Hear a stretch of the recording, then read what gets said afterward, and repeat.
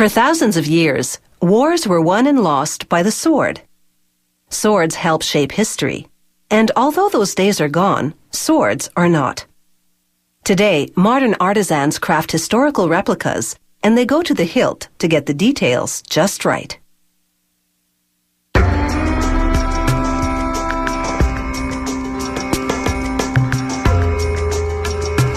This reproduction of a medieval sword is ready to capture your imagination and take you back to the days of knights in shining armor. To make one, they place a piece of high-carbon steel in a fixture. Computer-guided blades carve out the basic geometry of the sword that has all the specifications of the original. Centuries ago, a blacksmith would have done this painstakingly by hand, but with this machine, the job is no sweat, and the cut is much more consistent.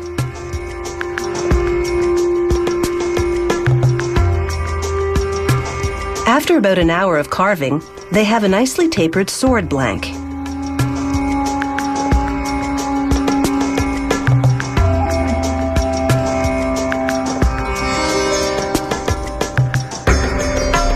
They submerge it in hot liquid salt. It's a critical step.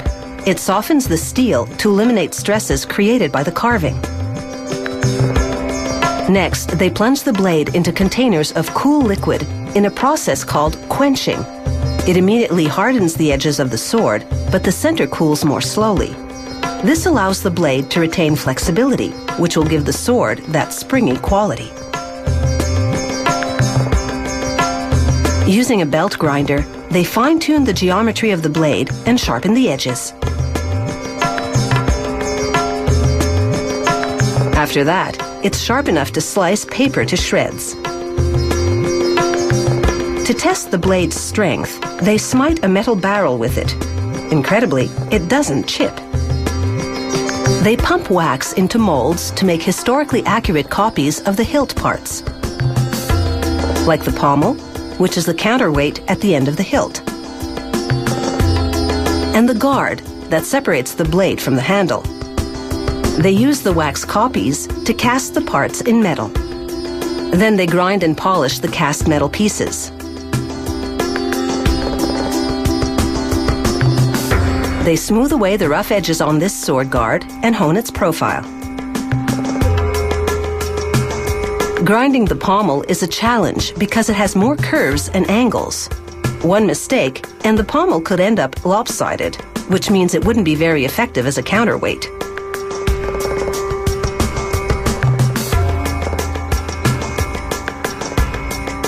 With the blade in a padded vise, they slide the guard onto the tang and cushion it with a piece of plastic and a metal pipe.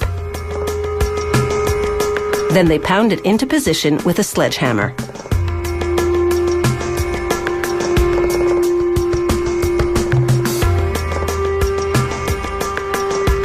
Next, they pummel the pommel into place. And then they top it off with a small piece of steel called a peen block. They blast it with a torch. This softens the peen so it spreads as they hammer it down.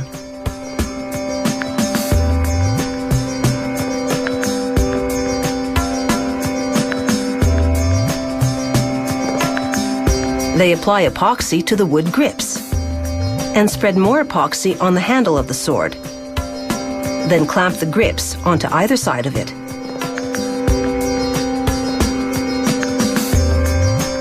Next, they brush black dye onto a thin piece of leather and coat the other side with glue. They wrap the glue and dye-drenched leather around the wooden handle.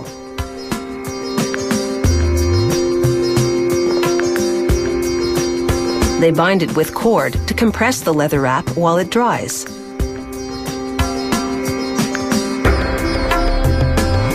They're now ready to brand the blade with the maker's insignia. Chemicals etch the mark into the steel, a millimeter deep.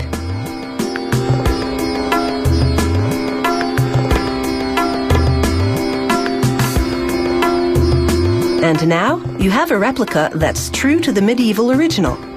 And it will take you back in time at sword point.